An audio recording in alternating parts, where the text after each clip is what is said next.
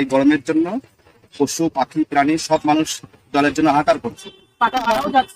আমি গতকাল দেখেছি দুটো পাখি মরে যাচ্ছে, তখন মাথায় ফেলা দিল যে পাত্রে করে গাছে জল দিয়ে দিই, জল খাবে, স্নান করবে, হ্যাঁ কিছুটা স্বস্তি পাবে। তার জন্য আমি একটা পুরোনো ড্রাম কেটে নিয়ে এসেছি। এটা এখন আমাদের এই আম গাছটায় বেঁধে দেবো। হ্যাঁ, প্রথমে আমি এটা খালি বেঁধে দিয়ে আসবো, তারপরে জল দিয়ে আসবো। আপনারা আগেও বাদল ভাইয়ের ভিডিও দেখেছেন। একটি জালে জড়ানো সাপের প্রাণ বাঁচিয়েছিল, তাকে জলও খাওয়ানো হয়েছিল, তারপর তাকে বাগানে ছেড়ে দিয়ে এসেছিল ভাই। ও ছোটবেলা থেকেই সহৃদয়, আজকেও তেমন পাখিদের জন্য একটু জলের ব্যবস্থা করছে। জল দিয়ে প্রথমে পাত্রটা ধুয়ে নিচ্ছি। বাহ, ভেরি গুড আইডিয়া।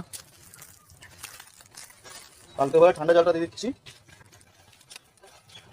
এই ডাল আছে, এই ডাল দিয়ে দিই, ওরা এই ডালের উপর বসে হামেশা খেতে পারবে। আমার এই সামান্য উদ্যোগ যদি আপনাদের ভালো লেগে থাকে তাহলে একটি লাইক করে দেবেন।